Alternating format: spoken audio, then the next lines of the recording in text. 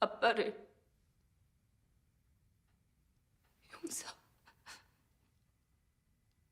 용서하겠습니다. 지영이 안 죽었어요.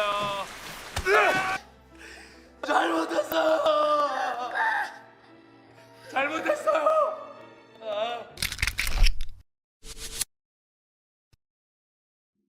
Film ini menceritakan Lee Yong-gu yang bekerja sebagai juru parkir, yang mempunyai keterbelakangan mental. Film Korea yang bergenre drama sedih ini dirilis pada tahun 2013 dan berdurasi 127 menit. Ini Yi-sung, seorang gadis kecil berumur 6 tahun yang mempunyai keinginan sederhana, bisa memiliki tas kuning bergambar film kesukaannya Sailor Moon. Pada hari itu tas tersebut hanya tersisa satu lagi. Ayahnya berjanji akan membelikan tas tersebut esok hari ketika ayahnya mendapatkan gaji. Namun, saat Yi-sung memperhatikan tas tersebut ternyata ada yang membelinya. Sontak Yi-sung panik dan meminta ayahnya untuk memberitahu bahwa tas tersebut akan ia beli esok hari. Lee menjelaskan kepada pembeli serta pemilik toko bahwa tas tersebut akan ia beli esok hari. Namun Lee yang mempunyai keterbelakangan mental, berbicara merengek dan membuat perwira polis tersebut marah dan memukulnya.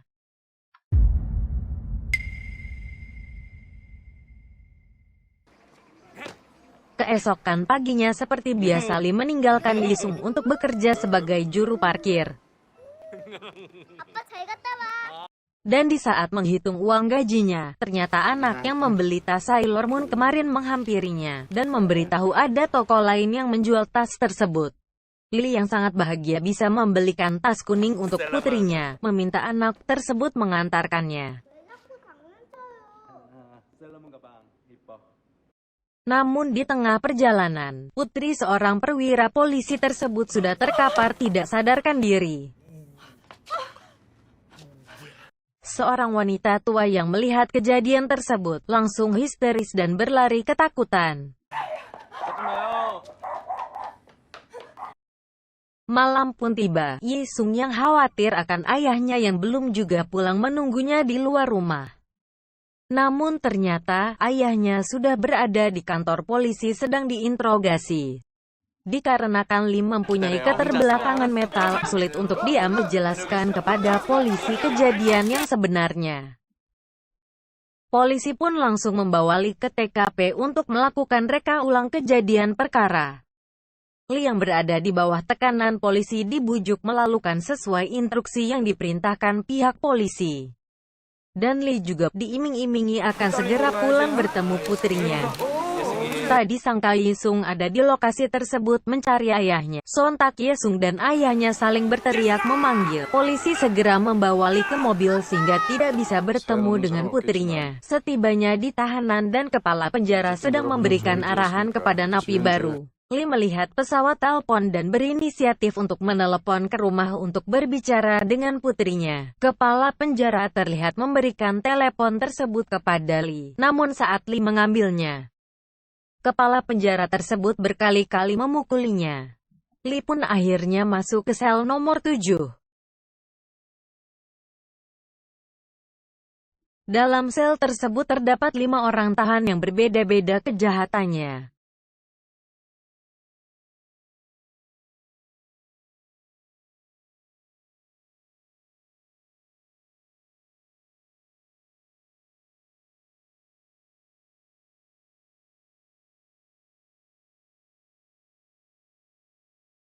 Lee yang polos mulai memperkenalkan diri sampai dengan kegiatan sehari-harinya. Semua orang dalam sel tersebut bingung dengan kelakuan Lee. Berkas Lee dibacakan oleh narapidana lainnya, bahwa Lee adalah seorang penculik sekaligus pemerkosa gadis kecil. Sontak kepala mafia tersebut marah dan memukul Lee berkali-kali dan akhirnya Lee dikeroyok oleh semua napi.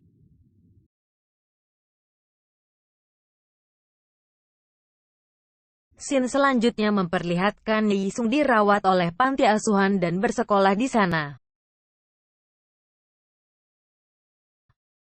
Dan di dalam penjara ternyata bos mafia tersebut bekerja sama dengan beberapa penjaga penjara.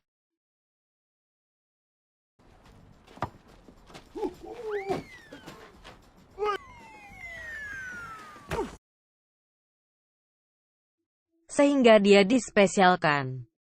Dan narapidana lainnya tidak senang hal tersebut dan berusaha untuk membunuh si bos mafia. Namun Lee melihat kejadian tersebut dan segera berusaha untuk memberitahu bos mafia.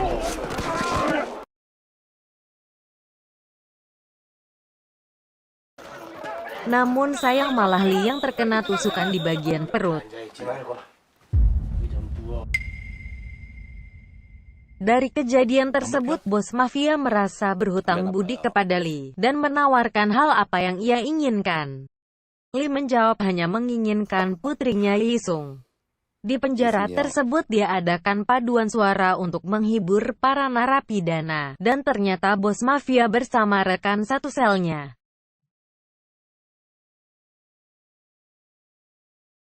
sudah mengatur Yisung agar bisa menemui ayahnya di penjara tanpa diketahui oleh petugas.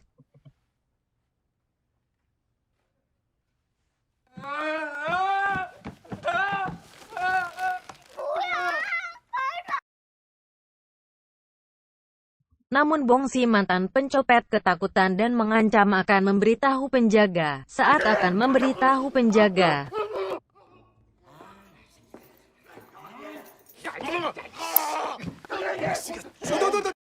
Yisung memohon kepada Bong dengan isak tangis. Bong pun mengurungkan niatnya.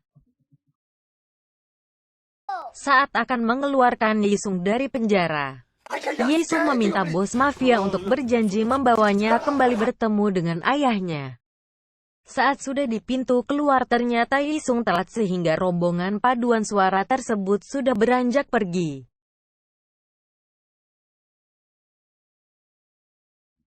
Sehingga Yisung bermalam di penjara bersama ayahnya. Penjaga yang mendengar suara Yisung segera menghampiri dan membuat semua panik.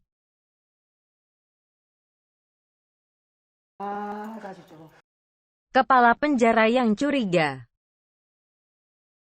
memerintahkan untuk kembali mengecek sel Lee, dan akhirnya kepala penjara menemukan Yisung. Sehingga Lee langsung dipindahkan ke sel khusus. Di malam tersebut seorang napi membakar penjara sehingga semua narapidana dikeluarkan dari selnya termasuk Lee. Kepala penjara yang berusaha menyelamatkan narapidana yang berusaha membakar diri dengan mendobrak pintu. Di luar dugaan kepala penjara tersebut terjebak dan tidak sadarkan diri. Lee yang melihat kejadian tersebut berusaha menyelamatkan kepala penjara. Lee dan kepala penjara selamat dari kejadian tersebut. Kepala penjara yang merasa salah menilai Lee selama ini. Guru Yisung memberitahukan kepala penjara bahwa Yisung sakit dan ingin bertemu dengannya. Saat mendengar permintaan Yisung, kepala penjara pun kasihan terhadap Yisung. Sehingga esok harinya kepala penjara memberikan hadiah kepada Lee, dan tak disangka ternyata Yisung di dalam kardus tersebut.